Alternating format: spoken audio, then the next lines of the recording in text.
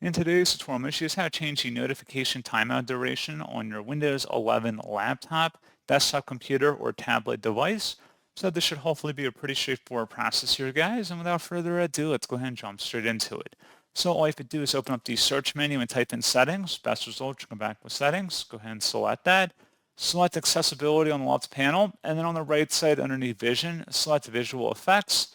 And then where it says dismiss notification after this amount of time, click the drop down and you can select anything from 5 seconds to 5 minutes, and that's all you have to do.